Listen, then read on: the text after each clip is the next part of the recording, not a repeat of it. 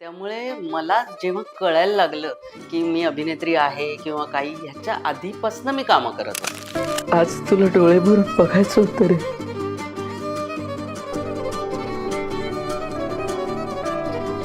तर एकदा इथून गेलास की कोण जाणे कधी भेट होईल.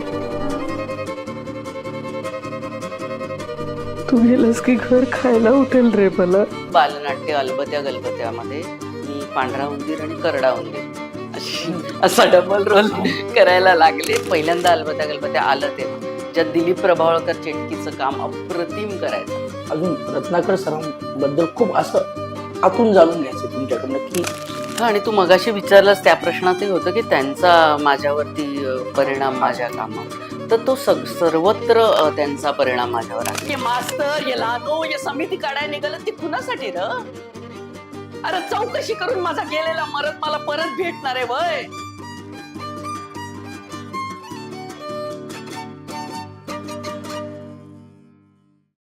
नमस्ते ताई. नमस्कार. ताई, हलक्या फुलक्या गप्पा या कार्यक्रमामध्ये तुमचं स्वागत आहे. आतापर्यंत मी अनेक मान्यवरांची इंटरव्ह्यूज घेतले. आता हा आपला योग जुळून आला की आपण एकत्र आलो आणि आपण आज इथे आहोत. तर ताई, मला तुमच्याविषयी जाणून घ्यायला आवडेल की तुमचं बालपण आणि प्रायमरी शिक्षण कुठे गेलं आणि ते कसं गेलं? मी मुळात मुंबईचीच आहे. दादरमध्ये माझं घर. त्यामुळे तिकडच्या 2 शाळांमध्ये मी शिकले. एक शिशुविहार म्हणून आणि एक ज्याला किंग जॉर्ज म्हणतात. पण त्याचं आमच्यासाठी नाव होतं, फॉर्मल नाव होतं IES गर्ल्स स्कूल क्रमांक 2. अशा 2 शाळांमध्ये मी शिकले आणि शाळा खूप मस्त होत्या.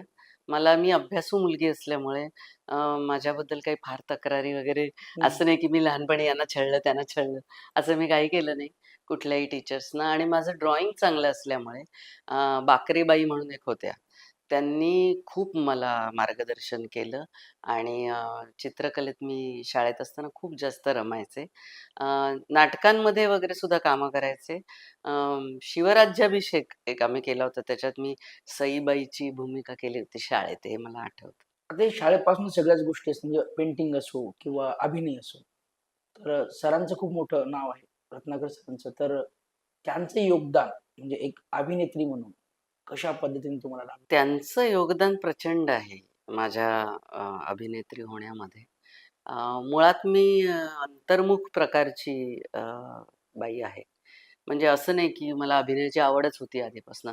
रादर ते मला कळायच्या आधीपासून मी कामं करायला लागले. कारण माझ्या जन्माच्या आधीपासून आई-बाबांनी बालनाट्य ही लहान मुलांची नाटकं करणारी संस्था स्थापन केली होती. त्यामुळे मी 6 महिन्याची असल्यापासून ते मला तालमींना न्यायचे. त्यामुळे मला जेव्हा कळायला लागलं, की मी अभिनेत्री आहे किंवा काही ह्याच्या आधीपासून मी कामं करत होते आणि त्याच्या आधीपासून मी पाहत होते. म्हणजे दिलीप प्रभावळकर, रवी पटवर्धन, वसंत सोमण अशा सगळ्यांना मी कामं करत असतानाच त्यांचे माझ्यावर आपोआप संस्कार होत होते त्यांच्या अभिनयाचे. आणि त्यानंतर मग मला आठवतंय, बाबा बँकेत होते तेव्हा, बँक ऑफ इंडियामध्ये. तेव्हा त्यांनी एक एकांकिका बसवली होती मॉब सीन नावाची. तेव्हा मी आय थिंक 6 वर्षाची असेन. तर तेव्हा त्यांनी मला त्यात पहिल्यांदा काम दिलं. आणि मग बालनाट्य अलबत्या गलबत्यामध्ये मी पांढरा उंदीर आणि करडा उंदीर असा डबल रोल करायला लागले मी 7 वर्षाची असताना. हा. आणि मॉब सीनची पण मला आठवण आहे, की तेव्हा ना त्यात माझं एक वाक्य होतं मला. अ, "वहिनी, वहिनी मी खूप वेळा कडी ठोठावली, पण दादा म्हणतो अजून वेळ लागेल." आणि एवढी लहान मुलगी म्हणतीये म्हटल्यावर खूप टाळ्या आल्या. हा. तेव्हा मला लक्षात आलं ही खूप कमाल गोष्ट आहे, अभिनय ही. आणि अलबत्या गलबत्याची मला एक आठवण मला आई-बाबा सांगतात. मला ते लक्षात नव्हतं, की जेव्हा ग्रँड रिहर्सल होती. तुला माहीतच आहे, की आपल्या स्टेजवर जे दिसतं त्याच्यापेक्षा मागचं हे खूप कठीण आणि त्रासदायक सगळं असतं. हो, बॅक जसं हां, जसं नाटकाच्या रंगीत तालीम म्हणजे तर कमाल त्रासाची गोष्ट असते, कारण ती सकाळपासून रात्र संपेपर्यंत चालूच राहते. तर अलबत्या गलबत्याला असं झालं होतं, की 12-12:30 पर्यंत पूर्ण रन-थ्रू चालूच झाली नाही रात्रीपर्यंत. कारण लाईट्सचे चेक होणं चाललं होतं, सेटचं चाललं होतं, त्यात ट्रिक सीन्स होते, खूप होतं काय-काय. आता अलबत्या गलबत्या चालू आहे, हो, त्यामुळे सिद्धारंभ लोकांना हो, माहिती आहे. हो. पण मी माझ्या लहानपणचं सांगते, पहिल्यांदा अलबत्या गलबत्या आलं तेव्हा. ज्यात दिलीप प्रभावळकर चेटकीचं काम अप्रतिम करायचा आणि सुनील तावडे अलबत्या गलबत्याचा करायचा, अजय वढावकर करायचा अलबत्याचं काम. तेव्हाचं सांगतेय मी. तर ना मी झोपून गेले ग्रँड रिहर्सलला आणि मला उठवलं नाही कोणी, की 6-7 वर्षाच्या मुलीला काय उठवायचं तर माझ्याशिवाय त्यांनी ती रिहर्सल केली आणि पहाटे घरी जायच्या वेळी 6 वाजता मला आईने उठवलं, की "चल घरी जायचं, झालं, आवरलं." तर मी खूप चिडले. मी म्हणाले, की "मला का नाही उठवलं तुम्ही? माझ्या वाचून तालीम कशी केली?" तर ते कौतुकाने आई-बाबा नेहमी सांगायचे, की हिला तेव्हापासून हिच्यामध्ये सिन्सिअरिटी होती. असं नव्हतं, की त्याला झोपायला मिळालं. नाही, मला प्रत्येक तालीम करायची होती. असं होतं तेव्हापासून. ताई मला अजून रत्नाकर सरांबद्दल खूप असं आतून जाणून घ्यायचंय तुमच्याकडनं, की एक त्यांचा मोठा सहवास तुम्हाला लाभला. हो. तर ते एक लेखक म्हणून तर खूप प्रसिद्ध आहेत. त्यांच्या कथा वाचण्यात आल्या. कारण त्यांच्याबद्दल मला जाणून घेण्याची इच्छा आहे. ती पण तुमच्याकडनं जर त्यांच्याबद्दल मला जास्त जाणून हां आणि तू मगाशी विचारलंस त्या प्रश्नातही होतं, की त्यांचा माझ्यावरती हां, परिणाम हां. माझ्या कामावर. तर तो सर्वत्र त्यांचा परिणाम माझ्यावर आहे. अभिनेत्री होत असताना मी त्यांच्याबरोबर अ, साधारण मला वाटतं 10-12 बालनाट्य, तेवढीच प्रायोगिक नाटकं आणि 4-5 व्यावसायिक नाटकं. इतकं काम मी त्यांच्याबरोबर केलेलं आहे. त्यामुळे त्यांचा इन्फ्लुअन्स सतत होता. नुसतं अभिनेत्री व्हायला नाही. त्यांचं असं होतं, की कुठलाही माणूस कलावंत असेल, तर त्याला बऱ्याच गोष्टी येतील तितक्या चांगल्या आहेत, इतर कला. म्हणजे मला त्यांच्याकडनं तर चित्रकला तर आलीच माझ्याकडे. पण बाकीही त्यांना संगीताचा कान होता. ते गाणी लिहायचे, बसवायचे. त्यामुळे गाणी म्हणणं, गाण्यांवरचे नाच करणं, कॉस्ट्यूम्स करणं, हे सगळं मी त्यांच्याबरोबर करत आले. आणि पुढे-पुढे तर असं झालं, की आमच्यामध्ये असं होतं, की त्यांनी एक वाक्य सुरू केलं, अर्धं सोडलं तर मी ते पूर्ण करू शकायचे. वाह! इतकी म्हणजे जवळ आमची हं, हं. पार्टनरशिप होती हं. सगळ्या बाबतीत आणि जसजशी मी मोठी होत गेले, मी काय, गणेश काय, आ, पहिल्यांदा बाबा फक्त आईला नाटक वाचून दाखवायचे. शेवटा-शेवटापर्यंत सुद्धा पहिलं वाचन ते तिच्याचसाठी करायचे आणि मग नंतर आम्हाला घरातल्यांना बोलवायचे. तर ते मतं आमची कायम घ्यायची. नाटकावर म्हणा, कथांवर म्हणा. त्यामुळे ना एक मत तयार करणं, काय कलाकृतीचं आपल्याला कसं वाटतंय किंवा नाटक म्हणून हे होताना कसं वाटेल, हे व्हिज्युअलाइज करणं, हे सगळं मी त्यांच्याकडनं शिकत गेले. मग मला ते एक अजून असं विचारायचं होतं, की सरांची म्हणजे आता ते असते तर मी कदाचित त्यांची मुलाखत घेण्याचं एक मला भाग्य लाभलं असतं. पण आता तुम्ही आहेत, तर त्यांच्याबद्दल की त्यांचा प्रवास एक लेखक म्हणून कसा झाला आणि ते कुठून आले मुंबईमध्ये? ते मुळात मुंबईतलेच होते. ते गिरगावात राहायचे हां. लहान असताना आणि त्यांना अ, तशी बॅकग्राऊंड नव्हती. आम्हाला जी कलावंत घर मिळालं तसं त्यांचं नव्हतं. पण त्यांचे वडील खूप एल-एल-बी होते त्या काळात आणि उत्तम शिक्षक होते. त्यांना नाटकांची आवड होती. ते नाटकांना लहान असताना बाबांना न्यायचे. ते नाटकांची पुस्तकं त्यांना आणून द्यायचे. तेव्हा संवाद चोपड्या मिळायच्या हां. नाटकांच्या आणि संगीत नाटकांचे हे लोकं वाचायचे आणि शब्द ऐकायचे गाण्यांचे. असं सगळं ते आम्हाला सांगायचे. तर ती नाटकं त्यांना पाहायला मिळाली आणि मात्र त्यांचं बाकी स्ट्रगल स्वतःचं होतं. त्यांना कुठलीही नाटकाची रिहर्सल्स वगैरे असं काहीच त्यांना बघायला कोणाचं मिळालं नाही. ना त्यांना लेखक म्हणून कोणी गुरु मिळाला. ते 3री-4थी पासून लिहायला लागले आणि 16व्या वर्षीपासून त्यांच्या रेडिओवर श्रुतिका व्हायला लागल्या, मोठ्यांच्या. त्यामुळे ते म्हणायचे, की पाऊस एखादा पडावा, की अंगावर येऊन काहीतरी पडावं तसं लेखन त्यांच्यावर पडलं. मग नाहीतर ते खूप हुशार विद्यार्थी होते. एल्फिन्स्टन कॉलेजला होते. ते नंबरामध्ये यायचे कायम. पण हळू असं व्हायला लागलं, की त्यांना लेखन रोज सुचायला लागलं. रोज कथा. विजय तेंडुलकरांनी त्यांना खूप गाईड केलं. वसुधामध्ये त्यांच्या कथा एकही शब्द न बदलता छापून आल्या. कधीच त्यांचं लिखाण कोणी काही बदल करून छापलं नाही. कायम ते पहिल्या दर्जाचं लिहीत आले. ताई तुमच्या मला आईविषयी आणि कुटुंबाविषयी सगळ्याच कुटुंबाविषयी थोडंसं एक सविस्तर बोललात तर बरं होईल. आईविषयी सांगण्यासारखं निश्चित आहे. मला असं वाटतं माझ्यातला जो अभिनेत्री म्हणून जो गुण आहे, जो अभिनय मला येतो, तो माझ्या आईमुळे. म्हणजे ज्यांनी आईचं काम पाहिलं असेल, आत्तासुद्धा अरण्यक नाटकामध्ये आई गांधारीची भूमिका करायची. जे नाटक तिने 40 वर्षापूर्वी केलं होतं, तेच नाटक आणि ते वयस्कर लोकांचंच असल्यामुळे ती दिलीप प्रभावळकर, रवी पटवर्धन यांनी आत्ताही त्यांच्या 40 वर्षापूर्वीच्या भूमिका केल्या. तर अशी आई त्यामुळे तिच्याकडनं अभिनय माझ्याकडे आला असं मला वाटतं. आणि ती NSDला शिकलेली आहे. गोल्ड मेडलिस्ट आहे दिग्दर्शनातलं. गोल्ड मेडल तिला मिळालं होतं. तिने आमच्याकडे पण नाटकं दिग्दर्शित केली. लहान मुलांची नाटकं केली दिग्दर्शित. तिच्यामुळे आमची संस्था म्हणजे मॅनेजमेंट सगळी आई पाहायची. आणि मुख्य म्हणजे पूर्वी जसं गुरुकुलासारखं वातावरण मिळायचं ते आमच्या घरी खूप होतं. खूप मुलं आमच्या घरी शिकली, वाढलीच ऑलमोस्ट. म्हणजे आमच्याकडे असं कधी झालं नाही घरी, की एकच माणूस जेवायला आहे. एकदम 8-10 माणसं तर जेवायला असतच. नाटक चालू असो, तालमी चालू असोत किंवा नसोत. पण मुलं खूप शिकली आमच्याकडे. मोठी माणसं सुद्धा येऊन जाऊन सतत असायची. नंतर व्यावसायिक हे, तर त्या सगळ्यांना खायला-प्यायला घालायचं. सगळं त्यांना गरज असलेल्या सगळ्या गोष्टी करण्याच्या ज्याच्यामुळे बाबा ते गुरुकुलासारखं घर सांभाळू शकले. असा काय म्हणतात तो घराचा कणा आई होती. अजूनही आई खूप कार्यरत आहे या सगळ्यामध्ये. वाचक उत्तम होती.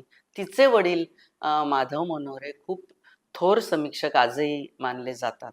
आणि मला असं वाटतं, की त्यांच्याकडूनच गणेशकडे समीक्षक म्हणून वारसा आला किंवा त्यांची प्रचंड वाचनाची आवड ही गणेशला त्यांच्याकडून आली. तर आणि गणेशही आता लेखक आहे.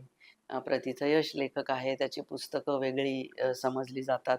भाषा वेगळी आहे त्याची. म्हणजे ना त्याची आजोबांसारखी आहे, ना त्याची माझ्या वडिलांसारखी. त्याची एक स्वतंत्र शैली आहे लेखनाची. अं, ताई मग तुमचा जो अभिनयाचा जो कमर्शियल प्रवास म्हणजे मालिका आणि चित्रपट हं. ह्याच्यामधील एक एक म्हणजे कशा पद्धतीने सुरू झाला? मालिका जेव्हापासून आल्या, तेव्हापासूनच मी मालिका करत आली. हं. कारण मला वाटतं सुरुवातीला 13 भागांच्या होत्या आणि त्यावेळी बाबांच्या नाटकांवर मालिका झाल्या. बाबांनी दिग्दर्शित केल्या. तर त्या सगळ्यांमध्ये मी कामं केली. अश्वमेध होती, त्यानंतर बेरीज वजाबाकी होती, जी त्यांच्या प्रेम कहाणी या नाटकावर होती. कारण तेव्हा 13च भागाच्या होत्या. हां. त्यामुळे त्या नाटकांवर आधारित असणं शक्य होतं. तर तेव्हापासून मी काम करत आले. त्यानंतर मी लग्न होऊन गेले मस्कतला. UAEमध्ये. नाही सॉरी, मी लग्न होऊन गेले मस्कतला, ओमान देशामध्ये. आणि UAEमध्ये त्यानंतरचा टप्पा ते मी सांगेन. तर त्यानंतर मी जेव्हा परत आले, तेव्हा योगायोगाने मला हिंदीच मालिका विचारल्या गेल्या. हां. त्यामुळे मी बालाजी टेलिफिल्म्सच्या 5 मालिका सलग केल्या. मेजर भूमिका त्यात केल्या. त्यानंतर CID सारख्या अ, वेगवेगळ्या जॉनरच्या, हो. त्यावेळी मराठीमध्ये सुद्धा कथांवर मालिका खूप व्हायच्या. ज्या आता होत नाहीत. त्याबद्दल मला खूप खंत आहे. नंतर गहिरे पाणी सारखी मालिका बाबांच्या गूढकथांवर आम्ही केली. ती आम्ही प्रोड्यूस केली होती. त्याचं सगळंच मी जबाबदारी घेतली होती ओव्हरऑल आणि त्यात भूमिका केल्या. तर अशा विविध प्रकारच्या मालिकांमधनं जसजशी मालिका विश्व वाढत गेलं, तसतसं मी कामं करत आले त्याच्यातून. तुमची पहिली मालिका म्हणजे जसं असेल ती पहिली मालिका कोणती होती आणि त्याचा अनुभव कसा? मला वाटतं पहिली मालिका बेरीज वजाबाकीचं शूट केलं असेल, पण आली मालिका काम फत्ते पहिली, जी बाबांच्या कार्टी प्रेमात पडली नाटकावर होती. आणि त्याच्यामध्ये सगळी दिग्गज मंडळी होती. कारण ती कॉमेडी होती. हं. त्यामुळे कॉमेडीचे जे बादशाह तेव्हापासून होते, त्यात प्रशांत दामले बरोबर मी पेअर्ड होते. प्रशांत तेव्हा खूप तरुण होता आणि हं. प्रचंड गोड दिसायचा, बारीक होता. हां. म्हणजे त्यातला फोटो बघण्यासारखा आहे प्रशांतचा. प्रशांत दामले होता, दिलीप प्रभावळकर होता, सुधीर जोशी होते, विजय कदम होता, सुनील तावडे होता, नयनतारा होत्या, भावना होत्या. ही सगळी तेव्हाची मोठी दिग्गज. नावं होती. इला भाटे होत्या. हां. नंतर रसिका जोशी होती. अशा सगळ्यांबरोबर ती मालिका. आणि मी विनोदी कामं तेवढी करत नसे. माझा अजूनही लोकांचं असं हे आहे, की सीरियस कामं माझ्याकडे जास्त येतात. मला वाईट वाटतं त्याचं, की मी विनोदी नाटकं पण खूप केलेली आहेत. मुलांच्या नाटकात विनोदी काम तर करावंच लागतं, कुठल्याही मुलांच्या नाटकात. हो. पण त्यामुळे ती मालिका मला त्यासाठी लक्षात आहे, की त्यात माझं विनोदी काम, त्या काम फत्ते म्हणून काम होती. करते. हां. त्या काळामध्ये जेव्हा टेक्निकल जसं की आता तुम्ही थिएटर शिकला होता. तर जेव्हा टेक्निकल काही गोष्टींबद्दल तुम्हाला काही म्हणजे कशा पण म्हणजे अडचणी आल्या का? म्हणजे तसं मला तर वाटत नाही आल्या असतील पण आल्या का? मालिकांमध्ये ना? हां. अ, नाही खरं तर फार. कारण का मालिका जशा सुरू झाल्या तेव्हा सगळेच शिकत होते. हां. तेव्हाच आम्ही शिकत गेलो. त्यामुळे बहुतेक करून आम्ही सिनियरच होतो मालिकांमध्ये हो. कायम. त्यामुळे जेव्हा तेव्हा राजन वागदरे एडिटर होता, हम्म. जो आता मोठा दिग्दर्शक आहे. आपले मराठीतले मोठे निर्माते आत्ताचे विद्याधर पाठारे, ते एडिटर होते तेव्हा. तर असे आम्ही सगळे शिकत गेलो. नंतर प्रत्येकजण वेगवेगळे. सुवर्णा रसिक आता जी प्रोड्युसर आहे, ती तेव्हा आमची एडी होती. आणि तेव्हा ती इतकं सुंदर ती नंतरही खूप सुंदर शेड्यूलिंग करत आली. म्हणजे तेव्हा असं असायचं की मराठी नाटकातली कित्येक मंडळी सिरियल्स करत होती. कारण सुरुवातीला नाटकांमधनंच आली ना. त्यामुळे त्यांचे नाटकाचे प्रयोग ॲडजस्ट करणं हे एक मोठं काम असायचं. ज्याच्यामध्ये सुवर्णा खूप माहीर होती. म्हणजे सुनील बर्वे वगैरे आजही सांगतात की सुवर्णानी जसं मॅनेज केलं तसं कोणीच केलं नाही.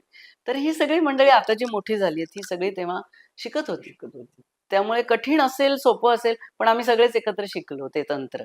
अ, आता तुम्ही पहिल्यापासून म्हणजे जसं म्हणाल की सिरियलची मराठीमध्ये किंवा हं. बालाजी टेलिफिल्ममध्ये सुरुवात झाली तेव्हापासून तुम्ही काम करताय. तर तेव्हाचा सिरियलचा जो काही ॲटमॉस्फिअर होता तो आणि आत्ताचा तुम्ही आत्ताही काम करताय. याच्यामधला काही तफावत? तेव्हा आम्ही आरामशीर काम करायचो. हां. म्हणजे 13 भागांच्या मालिका आज विश्वास बसणार नाही, की प्रत्येक एक तर 9 to 6 अशी शिफ्ट असायची. हां. ऑफिस जसं असतं तसं. 9 वाजता यायचं, 6 वाजता घरी जायचं. रात्रीचं सीन असेल तर उशिरा यायचं आणि उशिरा जायचं. आणि सेटसाठी एखादं हॉटेलचं सीन असेल तर हॉटेलमध्ये शूटिंग. बँकेचं असेल, आमच्या बेरीज वजाबाकीमध्ये बँक होती. तर एक प्रॉपर बँक ऑफ इंडियाची ब्रांच होती वडाळ्याची, जिथे शूटिंग व्हायचं. त्यामुळे त्याचं रिअलिझम त्यातला खूप वेगळा होता. आज सेट असतो. लोकांना कळत नाही, काही सेट्स खूप सुंदर असतात. पण तरी सेट हा सेट असतो. बरोबर. काही गोष्टी इतक्या वेगळ्या मिळून जायच्या त्यावेळी, ज्या आता नाहीत. किंवा नाही. रस्त्याचं आम्ही रस्ते इतक्या वेगवेगळ्या रस्त्यांवर शूट केले. तर खरोखरीच्या रस्त्यांवरचं खूप शूटिंग, समुद्रावरचं शूटिंग, हे सगळं तेव्हा असायचं. सगळं नॅचरल म्हणजे नॅचरल आता असायचं सगळं तेव्हा. बंदिस्त झालेलं आता आहे खूप ॲक्चुअली. बंदिस्त झालं आणि त्यासाठी वेळ दिला जायचा. हो. आधी स्क्रिप्ट बांधलेलं आमच्या घरी पोहोचायचं. रादर आम्ही गहिरेपाणीला सुद्धा बाबांच्या कथा जेव्हा करायचो, तेव्हा प्रत्येकाला त्याचं कॅरेक्टर आधी समजावलेलं असायचं. कारण त्या प्रसिद्ध कथा आहेत. त्या लोकांना आजही पाठ आहेत काही-काहींना. त्यामुळे त्या तशाच्या तशा येणं महत्त्वाचं असायचं. त्यामुळे प्रत्येक नटाला आम्ही घरी पाठवायचो स्क्रिप्ट आणि ते करून, तयारी करून तो यायचा. म्हणजे ही काही एवढी जुनी गोष्ट नाहीये. जेव्हा झी अल्फा होतं, तेव्हाची गोष्ट आहे. म्हणजे अल्फा टीव्ही त्याचं नाव होतं तेव्हा. तर त्यावेळी हे होत असे आणि त्यासाठी आम्ही म्हणजे पूर्ण 3 एपिसोड्स असायचे, त्यात 38-40 असे सीन्स असायचे. कारण सिनेमासारखं असायचं आणि त्यासाठी त्या-त्या ठिकाणी आम्ही जायचो. सेटही काही वेळा वापरायचो, पण कमी वेळा. जास्त करून त्या-त्या ठिकाणी शूट केलं जायचं. ताई सरांचं खूप मोठं नाव होतं आणि त्यांचे मित्रही त्याच म्हणजे नावाजलेले मित्र जेव्हा ते घरी येत असतील तेव्हा त्यावेळचे तुमचे अनुभव जर आम्हाला ऐकायला आवडतील. अ, मी लहान असताना ना एक हिरो बाबांच्या बऱ्याच नाटकांमध्ये कॉन्स्टंटली होता, ते म्हणजे श्रीकांत मोघे. तर श्रीकांत मोघेंबद्दल ना प्रचंड ग्लॅमर होतं. ते घरी यायचे, ते वाचनाला यायचे.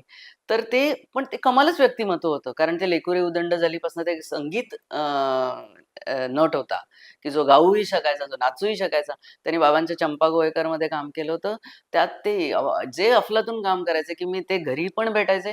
मी ते नाटक त्या नाटकाचे शिवाजी मंदिरचा कुठलाच प्रयोग चुकवत नसे. का तर त्यांचं एक मोठं ग्लॅमर होतं. आणि त्याची मी नंतरची आठवण एक सांगेन. तन-मन नावाचं नाटक मी जेव्हा केलं, मी आणि तुषार दळवी त्यात होतो. त्या नाटकाला ते पुण्यात आले होते. तर मला असं झालं, की श्रीकांत मोघे आले आहेत, ज्यांना आपण लहानपणापासून पाहिलं होतं. तर अशी माणसं यायची. अ, त्याचप्रमाणे भावना ज्यांनी पाठलाग सिनेमा केला होता, हिरोईन पाठलागची, त्या प्रोड्युसर होत्या माझं काय चुकलं नाटकाच्या. त्या यायच्या. दिलीप कुलकर्णी यायचे, नीना कुलकर्णी यायची. अरविंद देशपांडे, सुलभा देशपांडे यायचे वाचनांसाठी. भक्ती बर्वे यायच्या.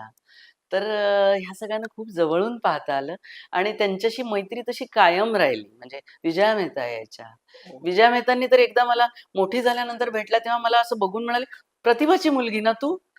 मला हं. आठवते म्हणजे त्यांना चेहऱ्यावरनं कळलं, की प्रतिभाची हं. मुलगी असणार. तर त्यांच्याशी एक त्यामुळे वेगळी नाती असायची. म्हणजे लक्ष्मीकांत बेर्डे स्टार होण्याच्या आधी आमच्याकडे यायचा. तेव्हा तो इतका असा काय म्हणतात तो अंतर्मुख असायचा. त्याला तेव्हा सापडलेलं नव्हतं विनोदी काम करणं. हं. त्यांनी सीरियस नाटकात बाबांच्या खूप केली. अश्वमेध नाटकात काम केलं. तर त्याचं जे वाढणं आहे, ते मी पाहिलं. त्याच्याबरोबर नंतर कामही केलं. कार्टी प्रेमात पडली नाटकात काम केलं, तेव्हा त्याला पूर्णपणे तो सापडलेला होता लक्ष्मीकांत बेर्डे बेर्डे. म्हणून. पण तेव्हाच त्यांची आत्मीयता वेगळी राहिली माझ्याबद्दल. कारण घरात ते मला भेटायचे, आमच्या घरी जेवायचे, वेगवेगळे त्यांचे प्रॉब्लेम्स सांगायचे. त्यामुळे ते खूप जणांच्या बाबतीत झालं तसं. अजून मग नाटकाविषयी, आता नाटकाचं तुम्हाला जी परंपरा लाभलेली आहे, तर कसं आहे ना, की असं वाटतं की संपूर्ण नाटकाविषयी आम्हाला जाणून घ्यायला, की नाटक उभं कसं राहतं, ते लिहिलं कसं जातं, ते बसवलं कसं जातं, त्याची अ, प्रोसेस. हो, हो. नाटकाचा प्रोसेस मी खूप अनुभवला. म्हणजे स्वतः कामं करत नसताना आमचं असं असायचं, की बालनाट्यामध्ये असं नसायचं, की मला प्रत्येक नाटकात रादर मला एका नाटकात मेजर रोल असेल, तर दुसऱ्यामध्ये कधी रोल नसायचा सुद्धा किंवा असला तर अगदी नगण्य असायचा. ग्रुप ठरलेला होता. एक 20-25 माणसांचा ठरलेला होता. त्यातल्या 7-8 जणांना खूप चांगले रोल्स असायचे, उरलेल्यांना नसायचे. मग ते बॅकस्टेजचं करायची कामं, रेकॉर्डर ऑपरेट करायचे, लाइटिंग करायचे. त्यामुळे एक झालं, की मला कधीच बॅकस्टेजच्या लोकांविषयी कधी असं वाटलं नाही, की हे काहीतरी कमी लोक आहेत आणि आपण मोठे आहोत. कारण आम्ही त्या सगळ्या गोष्टी केलेल्या आहेत आणि प्रत्येक गोष्टीसाठीही काहीतरी एक्सपर्टीज लागतं, याची आम्हाला जाणीव आहे. म्हणजे आज बघताना मला असं वाटतं, की तो काय स्पॉट बॉय नाही. स्पॉट बॉयचं काम सोपं नसतं. दिवसभर प्रत्येक माणसाला अटेंड करणं, त्यापैकी कोणाला काय हवंय हे पाहणं, ते लक्षात ठेवणं. आमच्याकडे कामाला मुलगी होती. रीमा जेव्हा यायची घरी, तेव्हा रीमाला नेहमी ती म्हणायची, की "तुमच्याकडे गुलाब आहे, तिला बरोबर माहिती आहे, की मला कॉफीत साखर किती लागते." रीमा लागू मॅम का? रीमा लागू. हं. तर हे रीमाबरोबर मी 3 नाटकं केली. त्यामुळे रीमाशी माझा ती नाटकं खूप कोणती होती? घर तिघांचं हवं नावाचं नाटक जे व्यावसायिक रीमा, दिलीप प्रभावळकर आणि मी. तर हं. दिलीप कशी माझा रॅपो आधीपासून होता. पण रीमाशी ते आणि विठो रखुमाई आहे नाटक. तर ते संगीत नाटक होतं. त्याच्यामध्ये रीमाचं आणि माझं दोघींचं असं तिचाही आवाज घोगरा होता. माझा हां. आवाज घोगरा आहे. तिचा माझ्याही पेक्षा एक हो. काय म्हणतात पुढची हं. ही होती. तर आम्हाला दोघींनाही गायला लावलं यशवंत देवांनी. ते म्हणाले, "नाही कसं येत? गायचंच आहे हां, सगळ्यांनी." हां. तर आम्ही दोघी गाणं म्हणायचो त्यात एक. तर असं तर त्यामुळे सांगत काय होते, की प्रत्येक अंग हे महत्वाचं असतं आणि त्या काळात सगळे नटही तेच मानायचे. म्हणजे मी आता रीमाचं नाव घेतलं. सगळी नटमंडळी सुद्धा तेव्हा अशी होती, की त्यांना बॅकस्टेजबद्दल आदर असायचा.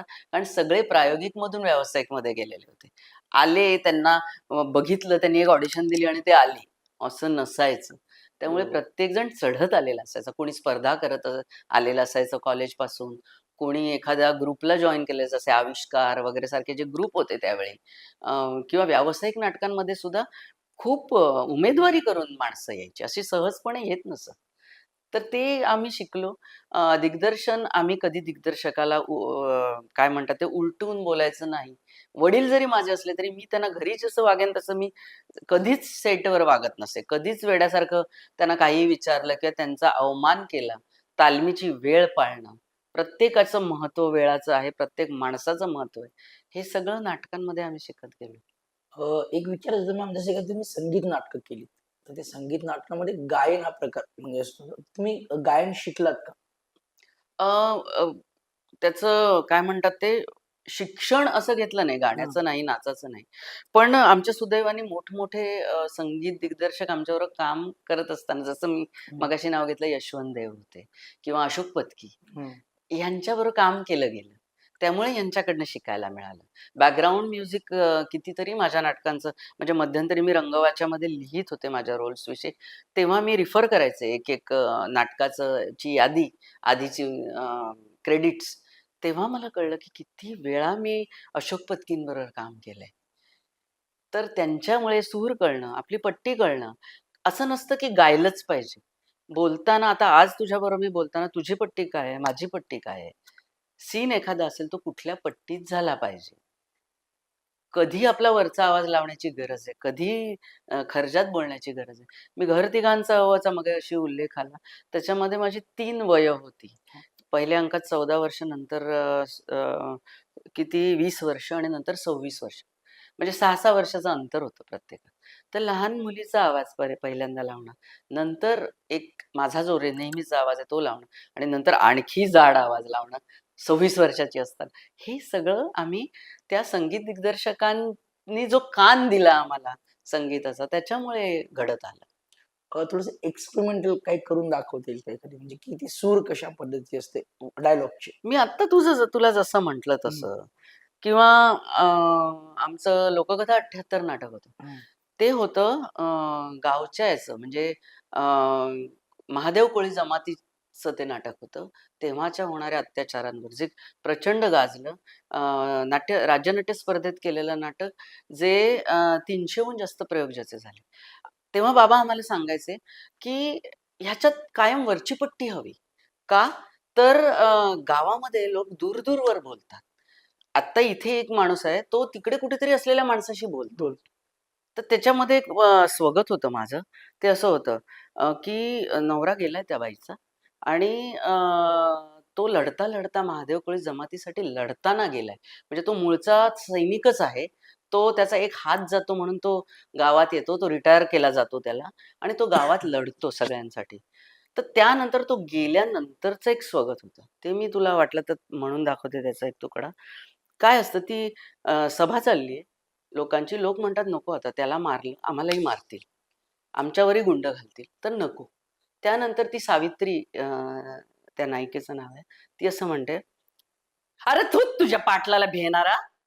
तुझ्या आईनं तुला दूधच पाजलं का अनेक काय र? अरे भ्याडांनो, तुम्हासनी न्याय मिळावा म्हणून माझ्या मर्दानं स्वतःचं 5 तुकडं करून घेतलं आणि अजून सुद्धा तुम्ही शेपूट घालून राहिलाचा? अरे काय मरद हायसा काही जड तुम्ही? ये मास्तर, ये लहानो, ये समिती काढायला निघालं ते कुणासाठी र? अरे चौकशी करून माझा गेलेला मरद मला परत भेटणार आहे वय. पर तुम्हासनी माणसासारखं जित्त राहता यावं म्हणूनच ना. इतकं बी समजेना झालं का भिवून भिवून डोक्याचा पार भुस्सा झाला. अव मास्तर, तुम्ही काय या अनाड्यांसंगत बोलत राहिला सा? लिवा मजकूर आणि घ्या अंगठ एकेकाचं. कुणी नाही आलं तर म्या येते तुमच्या संकट पुण्याला पेपरवाल्यांच्या इथं. अरे मस्ती नाही आता कुणाचं भ्या वाटायचं. वरताना वचन दिलंय आम्ही माझ्या मर्दाला का तुम्ही गेलात तरी म्या म्या ही लढाई पुढे चालू ठेवेल म्हणून.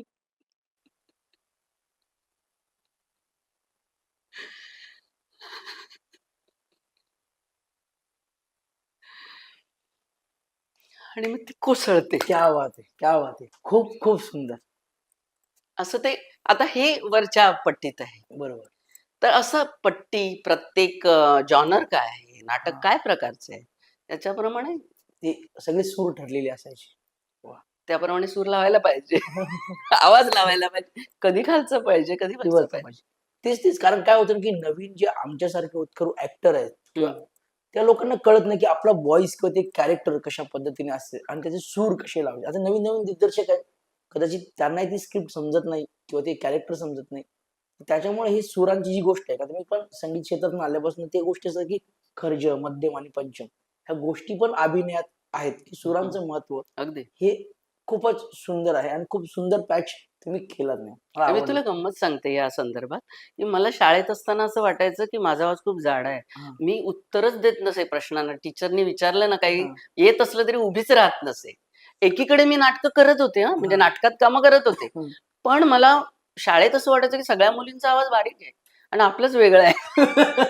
आणि पण मला जेव्हा लक्षात आलं, की ह्याचा उपयोग आहे, हा 4 प्रकारे वापरता येतो, त्याला वेळ लागला. म्हणजे मी जसं तुला म्हटलं, आम्ही शिकत गेलो.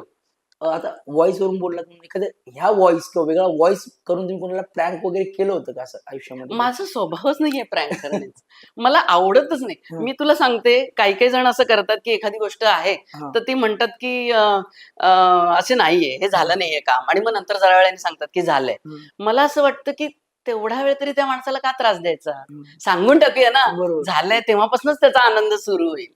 तर मला नाही आवडत प्रँक्स करायला. स्वतःलाच ॲज अ पर्सन. आता मी हेच म्हणेन की ताई तुम्ही नाटकाबद्दल खूपच काही गोष्टी आहेत. तर हं. म्हणजे तुम्ही त्याबद्दल खूपच चांगली हां, व्यक्तिरेखेबद्दल आता मला हे म्हणायचे की नाटकातली व्यक्तिरेखा करण्यासाठी, ती भूमिका करण्यासाठी काय-काय बदल करावे लागले किंवा काय-काय त्याबद्दल शिकावं लागलं, एक्सपेरिमेंटल करावे लागले, अशा काय-काय गोष्टी केल्यात? प्रत्येक भूमिकेमध्ये शिकावं लागतंच आणि कसं असतं कुठलाच रोल आपण अंडर एस्टिमेट नाही करू शकत. असं नाही म्हणू शकत, की हा साधाच आहे. हं. हे काय माझ्यासारखंच आहे. नाही. प्रत्येक रोलचा जर शांतपणे विचार केला, म्हणजे आता आपण एकत्र एक सीरियल केलं सावली होईन हो. सुखाची. त्यातलं नंदाई बघता साधंच होतं ना. एक साधी प्रेमळ आई. पण त्यातही माझ्यात नसलेलं काय तिच्यात आहे? जे माझ्यात अभिनेत्री म्हणून मी जे केलं नव्हतं, ते काय आहे?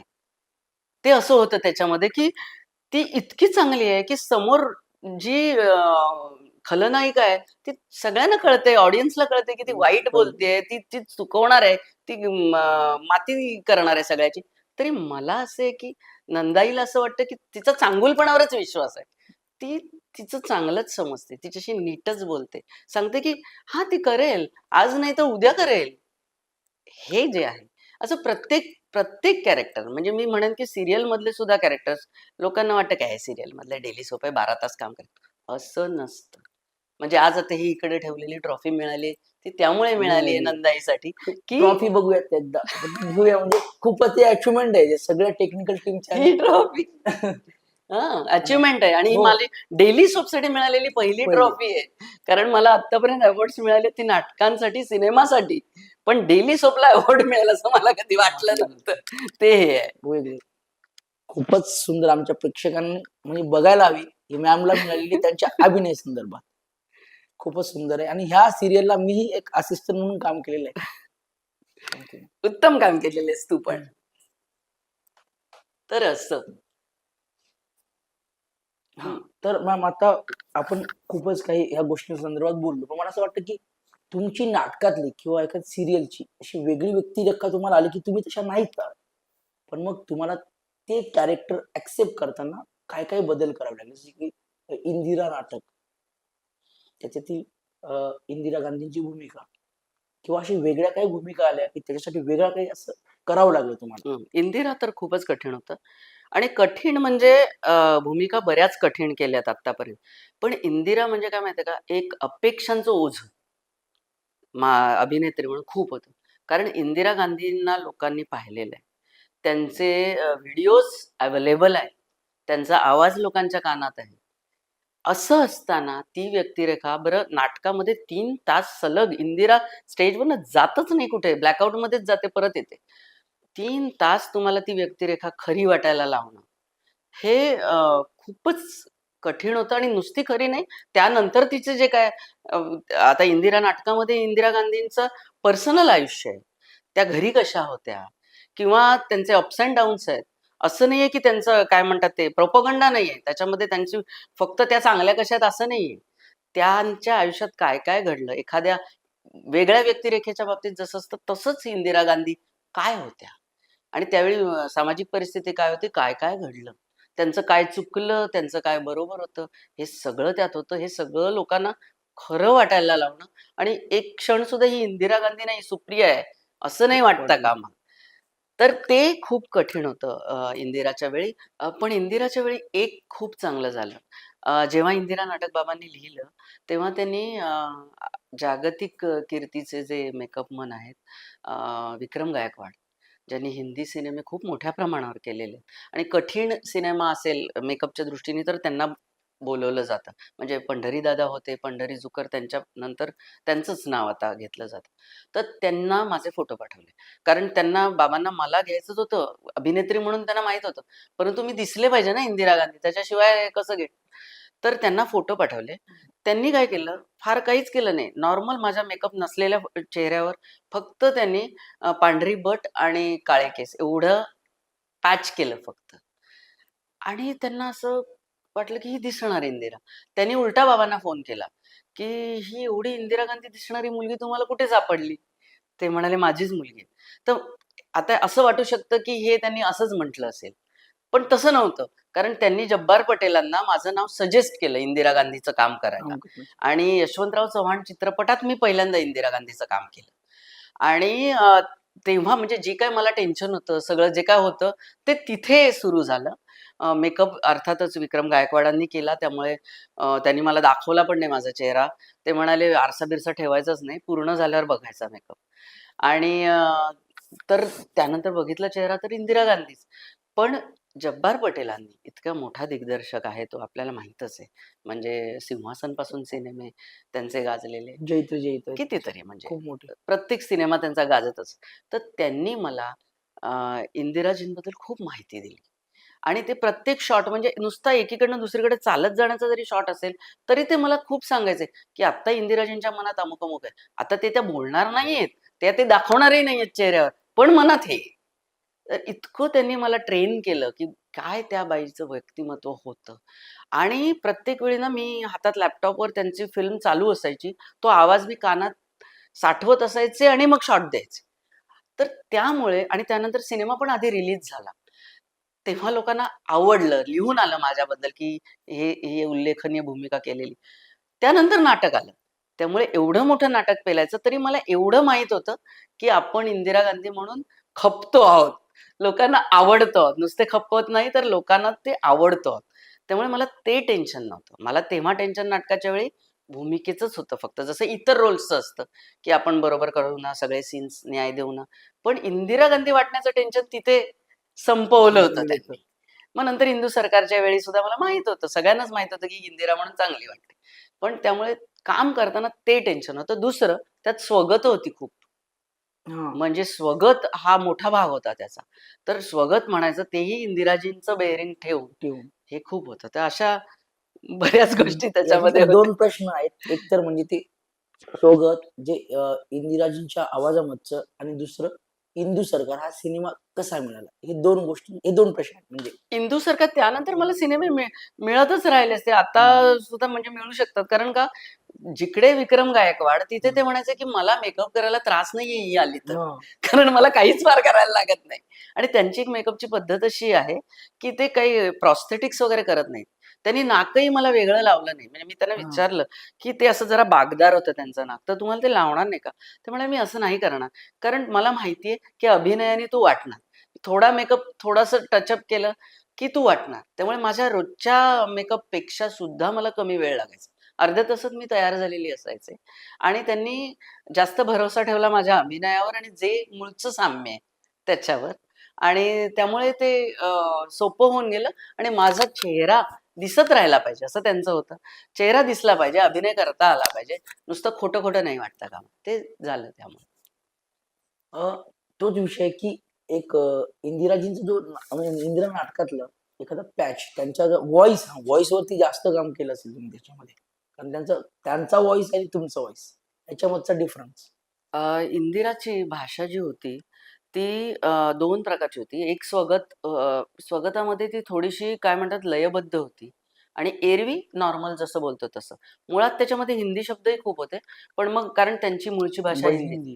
पण नंतर आम्हाला असं वाटलं, की त्यांनी काय म्हणतात मध्ये-मध्ये थांबल्यासारखं होईल का? लोकांना दचकल्यासारखं होईल का? त्याच्यापेक्षा मग बेटा वगैरे असे जे दोन्ही भाषात असलेले शब्द आहेत ते ठेवले आणि सगळंच मराठी केलं. म्हणजे असं धरलं, की त्या उच्च हिंदी बोलतायत, आपण उच्च मराठीत ते दाखवतोय भाषांतर करून. तर असं होतं आणि त्यातलं मी तुला स्वगत एक सांगेन, की म्हणजे तुला कळेल, की त्याची आणखीच वेगळी भाषा होती. कारण ते मनातलं आहे हो. त्यांच्या. तर एक होतं, की त्यांना आणीबाणी उठवायचं जेव्हा ते ठरवतात, ते त्यांनी तडकाफडकी ठरवलं त्या मानाने. तर एक स्वामींबरोबरचा सीन आहे, तो झाल्यानंतर, त्या दृश्यानंतर आणि त्यानंतर त्यांच्या चर्चेमधनं त्यांना वाटायला लागतं, की आता नाही, आता उठवायलाच हवी आणीबाणी. तर त्यानंतरचं त्यांचं हे स्वगत आहे. हं. तर त्यांच्या मनातला काय म्हणतात द्विधा मनस्थिती आणि त्यांनी घेतलेला निर्णय, असं सगळं याच्यात. स्वामी म्हणाले, "कृती कर." कुठली कृती करणं योग्य? अर्थातच देशाचा गौरव, देशाचा लौकिक परत मिळवणं हीच. आज जग समजतंय, की भारत एकाधिकारी हुकुमशहा झाला आणि कोणताही हुकुमशहा सोडत नसतो आजची सत्ता झाल्याशिवाय प्रतिक्रांती. पण मी नाही त्या हुकुमशहांच्या जातीतली. मी दाखवून देईन जगाला, की मी सर्वाधिक महत्त्व देते देशाच्या एक लोकशाही अशा लौकिकाला. प्रसंगी सोडून हातातली सत्ता किंवा संकटात घालून माझे प्राणही.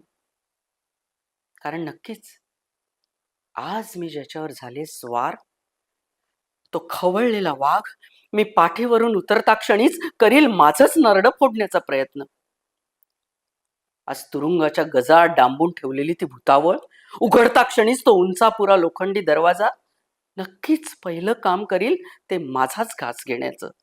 करून मला लोकशाहीचा पहिला बळी. लोकशाहीचा हुतात्मा. किती सुंदर कल्पना.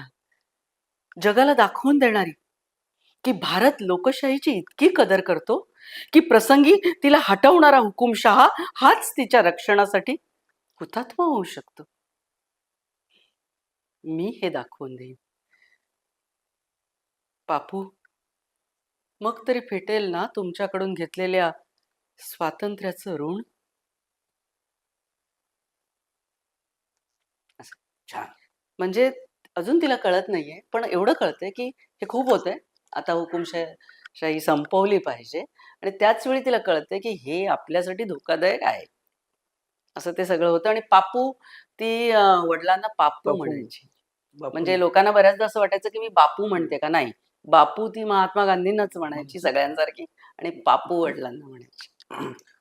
मग याच्यातला जो व्हॉइस हा त्यांचा मनातला आवाज, हं. मग त्यांचा तुम्ही रिअल व्हॉइस कसा मॅच करण्याचा प्रयत्न केला? रिअल स्ट्रॉंग होता ना. हा. म्हणजे प्रत्येक ओळ ही त्याच्यातलं आपण जर बघितलं तर कुठलंही वाक्य त्यांचं जर घेतलं तर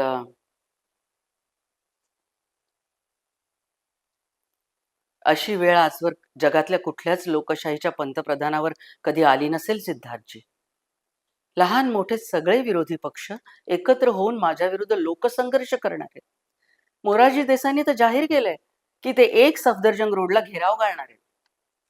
आणि मुख्य म्हणजे या भाषेत इतकी नावं होती वेगवेगळी. हा. म्हणजे सुरुवातीला मी पाठ करायला लागले तेव्हा मला असं वाटायचं ह्या नावाच्या जागी ते नाव घेतलं तर, हे नाव पूर्ण नाही घेता आलं तर, ह्या पक्षाच्या माणसाचं नाव त्या पक्षात घेतलं म्हटलं तर असं इतके. कारण मी पहिलं पान जे राजकारणाचं होतं ते इंदिराच्या आधी वाचतच नसे कधी. डायरेक्ट दुसऱ्या पानावर आमच्या नाटकांच्या जाहिराती बघायच्या आणि इंदिराने मला पहिलं पान वाचायला आणि ते समजून घ्यायला शिकवलं. किंवा अभ्यास पण त्याच्यासाठी केला तो सगळ्यांची चरित्र म्हणजे नॉट ओन्ली इंदिराचीच, इतरही त्या काळातल्यांची त्यांच्या आयुष्यात चरित्र आलेले सगळे वाचली. हा, कोणाची काय भूमिका होती, कोणाचं काय चुकलं, कोणाचं काय बरोबर होतं, इतिहास आहे शेवटी. तर ते सगळं. आणि मधुर भांडारकरचं तू मगाशी म्हणालास, त्यांनी एक गंमत केली जी मला डबिंगच्या वेळी कळली. डबिंगच्या वेळी त्यांनी मला सांगितलं की सुरुवात सिनेमाची होती ती त्यांच्या आणीबाणी लागू करण्याच्या अनाउन्समेंट. लोक तर ती अनाउन्समेंट त्यांनी मला माझ्याच आवाजात रेकॉर्ड करायला सांगितली, जिथे मी दिसत नाही, फक्त रेडिओ असतो. मी म्हटलं हे तुम्ही माझ्या आवाजात नका ना घेऊ, कारण इंदिराजींचा आवाज खूप पातळ होता. मी जेव्हा दिसते तेव्हा मी तो आवाज मॅनेज करते किंवा माझ्या दिसण्याबरोबर अभिनयाबरोबर ते चालून जातं किंवा काही वेळेला त्याचा फायदाही होतो. कारण स्ट्रॉंग जेव्हा त्या बोलायच्या, खऱ्या त्या फार नाजूक आवाजात बोलायच्या, पण स्टेजवर त्या जाड आवाजात बोलायला ते चांगलं वाटायचं. तर ते म्हणाले, "नाही, नाही, नाही, तूच करायचं हे रेकॉर्ड." मी केलं ते रेकॉर्ड आणि सिनेमात ते आहे माझ्या आवाजात. ही मला माझी खूप मोठी अचीव्हमेंट वाटली अभिनयाची, की त्यांचा नुसताच आवाज म्हणून पण माझा आवाज त्यांनी वापरला. आता तुम्ही इंदिरा गांधींवरती खूप मोठा रिसर्च म्हणता येईल, कारण ती भूमिका पार पाडण्यासाठी रिसर्च असतो एका अभिनेत्याचा. आता रिसेंट फिल्म आलेली इमर्जन्सी, ज्यात कंगना राणावत यांनी भूमिका केली. तर तुम्ही ट्रेलर बघितलाय का? हो, मी ट्रेलर पाहिलं आणि मला वाटतं तिने चांगलं केलं असावं काम. हा. चांगलं केलं असेल. आणि तिच्या दिसण्यामध्ये पण एक प्रकारचं शार्पनेस आहे. निश- हा. तो उपयोगी असेल. माहित नाही मला फिल्म कशी असेल. मी पण पण काम ट्रेलर चांगलं असेल असं मला वाटतं. तो त्यांनी डिरेक्ट केलेला आहे. Film, कोणी? कंगना राणावत त्यांनीच स्वतःच डिरेक्ट केलं. केलं. ते वेगळं. ते मला हो. माहिती नाही दिग्दर्शक म्हणून ती कशी आहे. पण काम चांगलं केलं असेल असं वाटतं. पुन्हा ते लेखकावर पण आहे. हो. लिहिलेलं कसं असतं, भूमिका काय लिहिली आहे, काय विचाराने, हे सगळंच ते एक काय म्हणतात ते पॅकेज असतं अख्खं. ते सगळं नीट जमलं तरच ती भट्टी जमते, नाही का? बरोबर आहे. याच्यानंतर आता रिसेंट एखादं तुमचं आवडलेली भूमिका दुसरं इंदिरा सोडून याच्याबद्दल? मला खूप आहेत आवडलेल्या भूमिका. म्हणजे ही इंदिरा कठीण होती, पण आवडलेल्या भूमिका खूप आहेत. एक तर मी 5 वर्ष सत्यदेव दुबेंकडे शिकले. अ, म्हणजे त्यांनी मला असं म्हणता येईल, की बाबांनी मला घडवलं होतं, पण एक पैलू पाडणं असतं, ते त्यांनी केलं. कारण सत्यदेव दुबे हे नट घडवण्यासाठीच प्रसिद्ध होते. आणि ते नाटकं करायचे, पण त्यांना नटांना घडवणं त्यासाठी ते वर्कशॉप्स वगैरे सुद्धा घ्यायचे. मला वर्कशॉपचा प्रश्नच आला नाही. मला डायरेक्ट त्यांनी नाटकात बोलवलं. नंतर आम्हाला वर्कशॉप घ्यायचे तेव्हा आम्हाला बोलवायचे, अटेंड करा रोज म्हणून. किंवा काही वेळेला ते आम्हाला त्यातनं हे टीचर म्हणून पण ठेवायचे. पण तर त्यांच्याकडे एक मी नाटक केलं होतं, संभोग से संन्यास म्हणून. आता त्या संभोग शब्दावरनं जाऊ नकोस. ते खूप विनोदी नाटक होतं. तेव्हाची ओशोंची ती स्लोगन होती, संभोग से संन्यास म्हणून ते नाव त्यांनी दिलं होतं. ती कॉमेडी होती, फार्स होतं. तर त्याच्यामध्ये ना मी डबल रोल करायचे. तर मी त्यातलं एक अप्सरा असते, नंतर ती पृथ्वीवर येते आणि ती नंतर हिरो जो असतो कामेश्वर नावाचा, तो तिच्या वेशात येतो.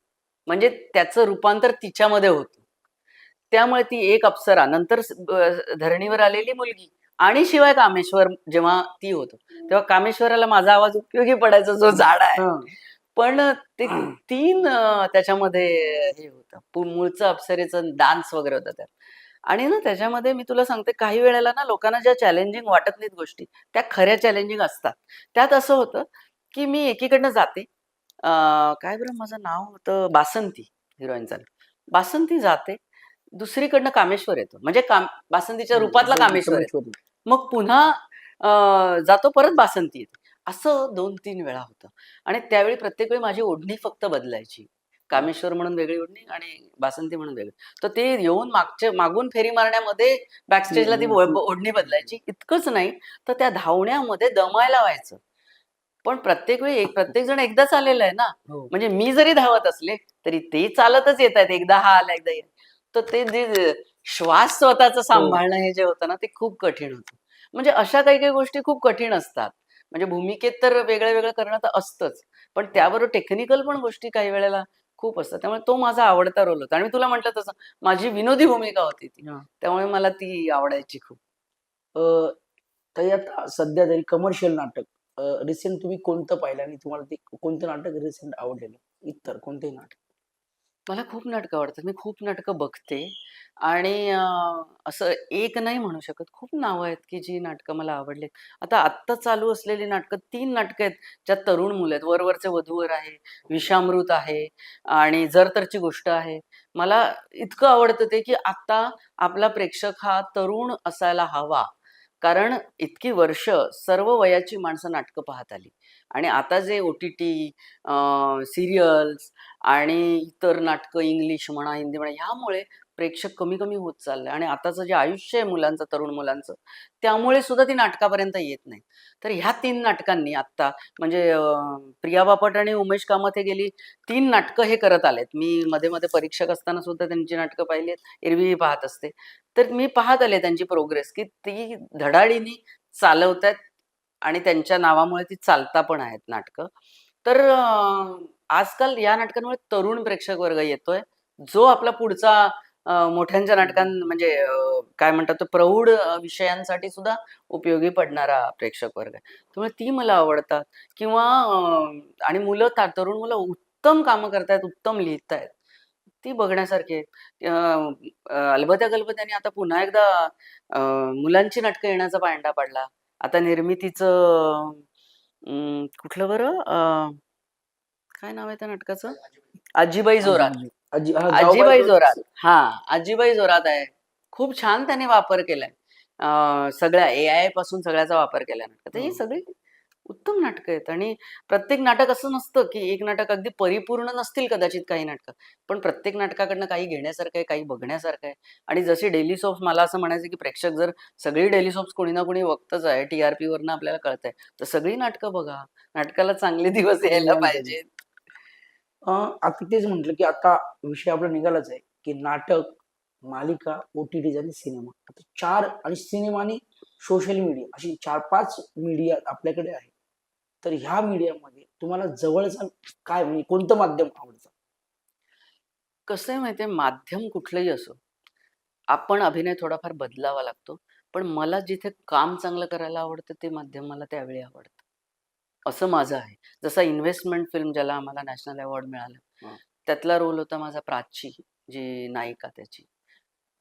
ती जे काय कमाल रोल होता तो, की ती निगेटिव्ह पूर्ण. त्याच्यासाठी मला प्रभात पुरस्कार जो मिळाला, त्याला नॉमिनेशन कोणाबरोबर होतं? वैभव मांगले आणि आपले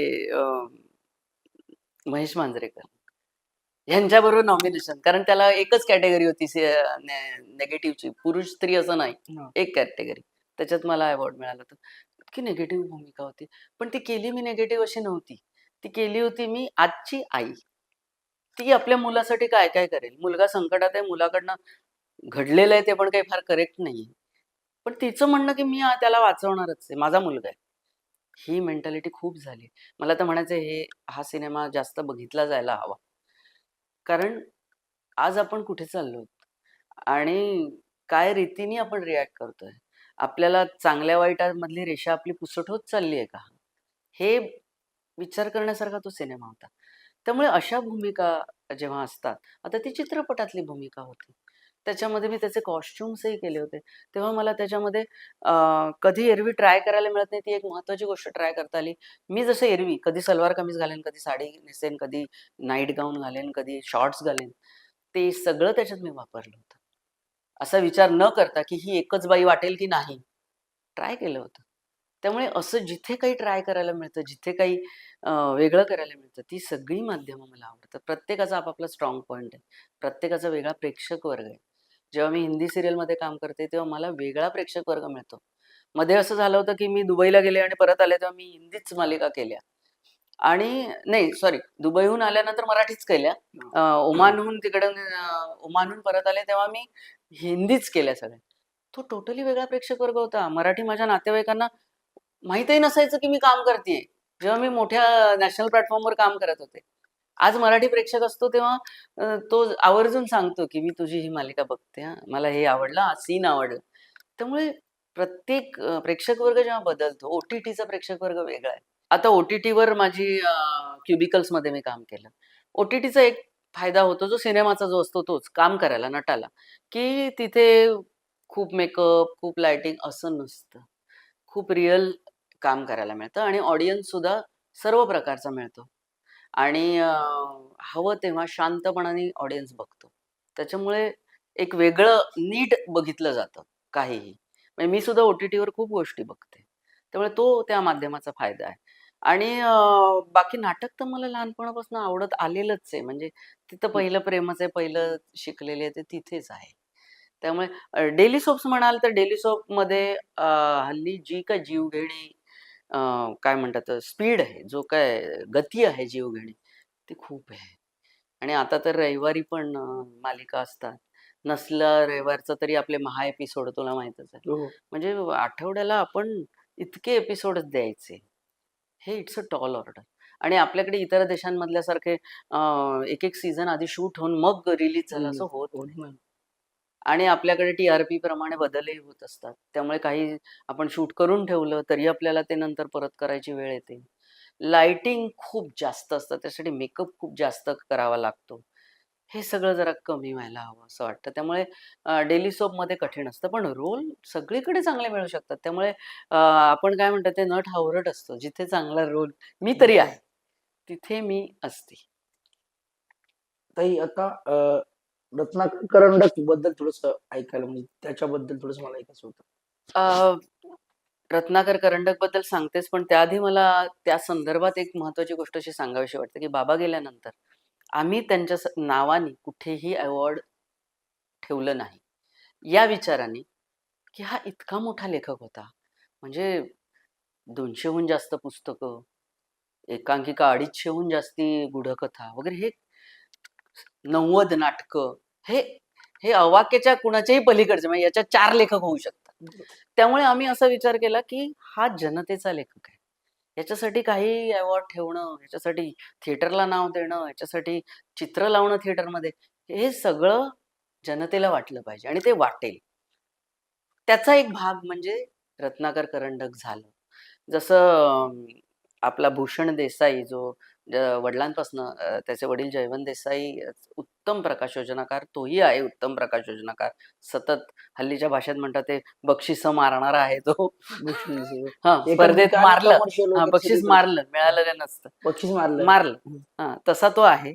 तर त्याच्या मनात आलं, की रत्नाकर करंडक सुरू करूया आणि खरं म्हणजे तो आता सुरू असायला पाहिजे. तेवढा तो गतीने तर चालू नाहीये. वेगवेगळ्या लेखकांचं त्याचं पहिलं वर्ष होतं तेव्हा रत्नाकर मतकरींच्या कथांवर एकांकिका करून ते सुरू झालं. तेव्हा मी परीक्षक पण होते त्यातली एक. एवढ्यासाठीच, की कथा सगळ्या मला माहीत आहेत. तर एक बरं. परीक्षक त्यांना असा हवा होता, की ज्याला माहिती अभ्यास आहे आहे हां, ओरिजिनल सगळंच. हो. याची, त्याच्यावरून एकांकिका सादर होते. तर खूप चांगला एक्सपिरियन्स होता तो. विविध त्यांच्या कथांवर एकाच कथेवर वेगवेगळ्यांनी केलेली ही पाहायला मिळाली. पुण्यात झाला, खूप सुंदर झाला तो. मला असं वाटतं वेगवेगळ्या लेखकांवर, कवींवर हा चालू राहिला पाहिजे. पण मला असं वाटतं, की खूप मोठं आहे ते. त्याला पाठबळ जास्त मिळालं पाहिजे. भूषणच्या एकट्याचं ते काम नाहीये. कारण ही शेवटी महाराष्ट्रभर चालणारी स्पर्धा आहे. तर ते तसंच पाहिजे. पण त्यांनी ते केलं आणि सुंदर रीतीने करून दाखवलं. तसंच बाबांचं वंचितांचा रंगमंच बाबांनी स्वतः सुरू केलेलं होतं. बाबांना असं वाटायचं, की आम्ही आता पूर्वीपासनं झोपडपट्ट्यांमध्ये, हॉस्पिटल्समध्ये असे सुद्धा आम्ही खूप प्रयोग केले. म्हणजे आम्ही फक्त वेगवेगळ्या गावांमध्ये तर जायचोच. पण आता मला आठवतंय कॅन्सर वॉर्डमध्ये आम्ही प्रयोग केलेत. ती अशी नळ्या-बिळ्या लावलेली मुलं नाटक बघताना जी काय हसायची आणि त्यांच्या चेहऱ्यावर जो आनंद यायचा, जो त्यांच्या बिचाऱ्यांच्या आयुष्यातनं जवळ शून्य झालेला असायचं. ते कमाल वाटायचं. पण बाबांना नंतर असं वाटायला लागलं, की आपण जातो त्यांच्यापर्यंत. पण आता झोपडपट्ट्यांमधल्या मुलांचे स्वतःचे प्रश्न आहेत. स्वतःला काही त्यांना करावंसं वाटत असेल, क्रिएट करावंसं वाटत असेल. म्हणून वंचितांचा रंगमंच त्यांनी सुरू केलं. जे आजही आमचं काम चाललंय. संजय मंगला गोपाळ आणि समता विचार प्रसारक संस्था ते करतात आणि बाबा गेल्यानंतर मी त्याच्यात बरंच लक्ष घातलं. आधीही मी असायचे, पण कमी असायचे. आई-बाबा जास्त बघायचे. आता जास्त बघते.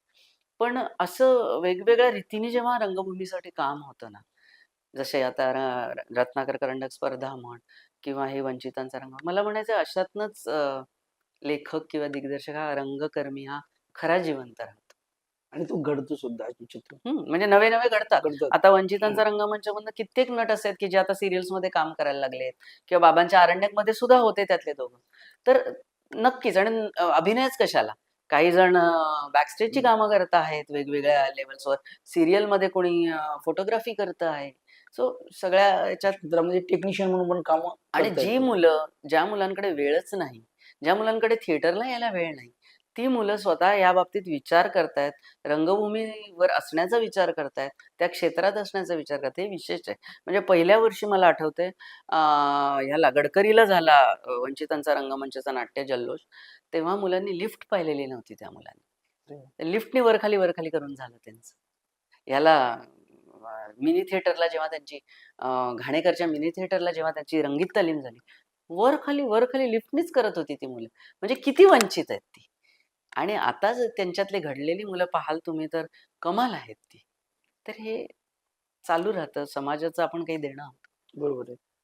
मॅम एक दुसरा असा प्रश्न आहे, की रत्नाकर सरांचं नाव जे रत्नाकर मतकरी आहे आणि तुम्ही लावता सुप्रिया विनोद. तर याच्यातला बदल मी पण जेव्हा सेटवरती आल्यानंतर मला पहिल्यांदा काही माहितीच नव्हतं, हं. की नाव नंदाई हे कॅरेक्टर तुमचं आणि नंतर दुसरं नाव की सुप्रिया विनोद. ओके. पण नंतर बोलले, की ते रत्नाकर मतकरींच्या म्हणजे मुलगी आहे. तो कळलं की नावच कन्फ्युजन आहे. मग आपल्याला समजतच नाही ना. मग याच्यातला बदल कशा पद्धतीचा आहे? तो जरा नाही खूप मजेशीर प्रतिक्रिया येतात यामुळे. हां. अं, त्याचा फायदाही असतो. मुळात आधी काय झालं, की आम्ही एकत्र काम कायम वर्षानुवर्ष करतच होतो. तर या क्षेत्रात 2 गोष्टी होतात. माणसाचं लग्न झालेलं कळतच नाही लोकांना, हो. नट्यांचं. असं होतं, की आहे मतकरी सुप्रिया मतकरी नाव ठेवतं. मला असं वाटत होतं, की हां, आपल्या आयुष्यातला एक टप्पा आहे हा. त्यामुळे काय नाही, त्या माणसाशी आपलं लग्न झालंय, त्यांच्या फॅमिलीचं काहीतरी असावं. त्यामुळे मी नाव बदलायचा निर्णय घेतला. सुप्रिया विनोद आमचं आडनाव विनोदच आहे. लोकांना हं. वाटतं नवऱ्याचं नाव आहे. नाही, ते माझं आडनाव आहे. मिलिंद विनोद असं नवऱ्याचं नाव आहे. माझं आडनाव आहे विनोद. तर नवऱ्याचं आडनाव लावणं हे प्रथेप्रमाणे त्यामुळे मी केलं. आणि नंतर मला असं लक्षात आलं, की काही-काही जणांना असं वाटलं, मला स्वतःलाही असं वाटलं, की अरे आपलं एवढी मोठी लिगसी असलेलं आडनाव आपल्याकडनं गेलं.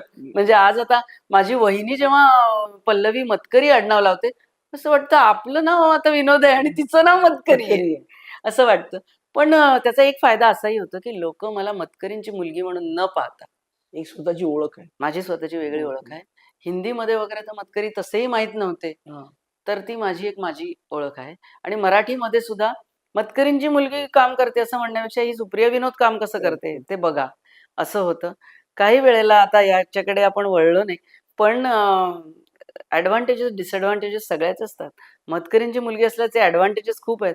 डिसएडव्हांटेजेस पण काही आहेत, की आधीच येत असलेल्या नटीला काम देण्यापेक्षा आपण नवीन आणूया, ही तर काय मतकरी आहे. ते पण होत नाही होत नाही. सुप्रिया विनोदने. असं आहे. बरोबर. मग ते जी कामं एका ब्रँडनी मिळणारी नसतात ती अन् पण हां, अशा काही पद्धतीने वेळा जातात पण आपली कामं. लोकांना असं हो. वाटतं, की ह्यांना मिळत गेली आहेत कामं, हां. असं नाहीये. अजिबातच नाहीये. तर ताई आपलं खूपच म्हणजे एक चर्चा झाली आहे सगळ्याच विषयातून बोलणं असं मला वाटतं झाली आहे की अजून काही बोलायचं असेल तर बोलू शकता. दुसरी गोष्ट तर रिसेंटचा हा प्रश्न आहे की अभिनेत्री हा प्रवास तुमचा म्हणजे आता तुम्ही गेल्या किती 40 वर्ष काम करताय. म्हणजे तुम्ही बालनाट्यापासून तर आता इथपर्यंत की सिनेमा आज ग्रो झालाय. आज लोकं ऑडियन्स बदललेले आहे की वेगवेगळ्या संकल्पनांनी एक्सपेरिमेंटल होतंय. इथपर्यंत तुम्ही काम करताय.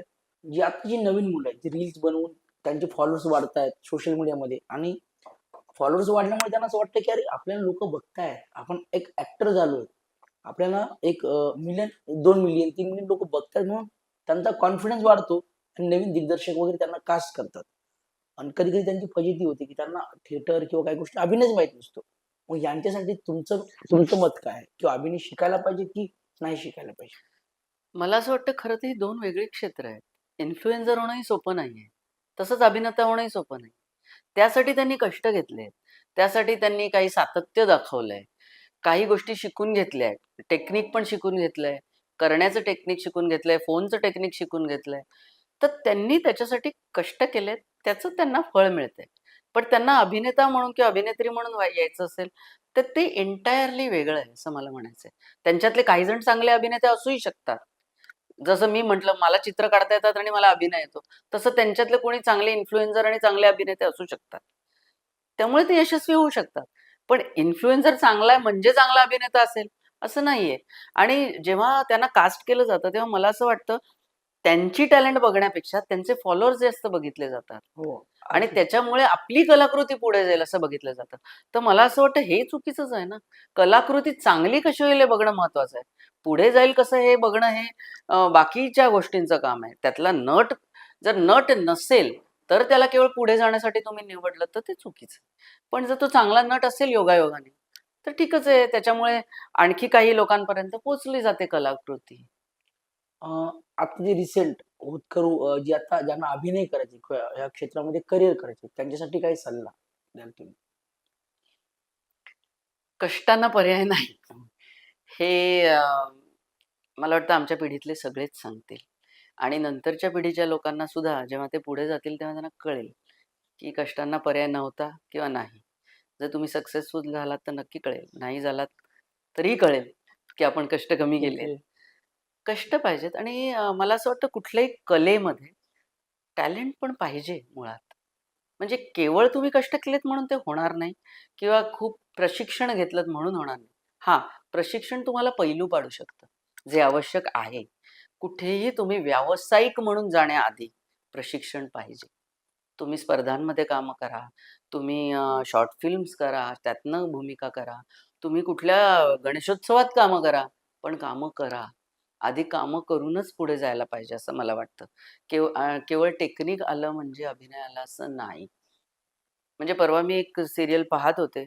आतून ऐकत होते, स्वयंपाक करत होते, ऐकत होते. एकाच टोनमध्ये खूप वेळ ती मुलगी बोलत होती.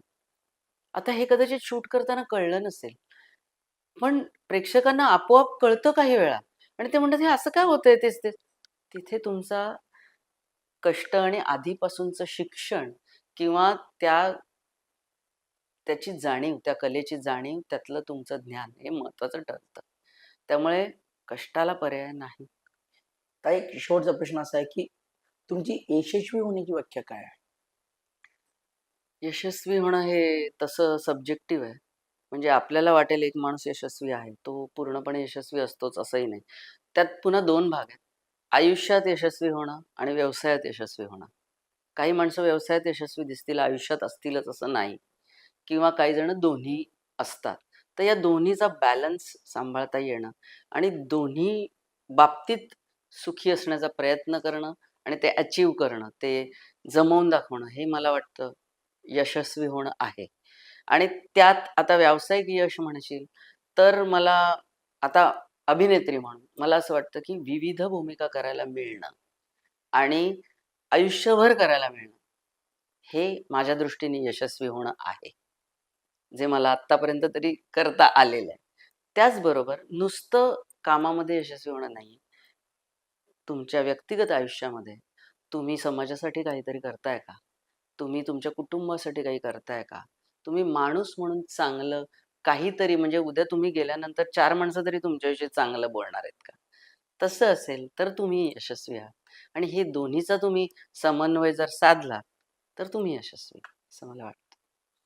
ताई तुम्ही या प्रोग्राममध्ये आलात आणि माझ्याशी हलक्या-फुलक्या गप्पा मारल्या. जसं आपल्या शोचं नाव आहे हलक्या-फुलक्या गप्पा विथ हेमराज. तर खूप मजा आली तुमच्याबरोबर गप्पा मारताना आणि तुमचे आयुष्य जाणून घेताना. तर ताई. अरे, मला पण खूप मज्जा आली.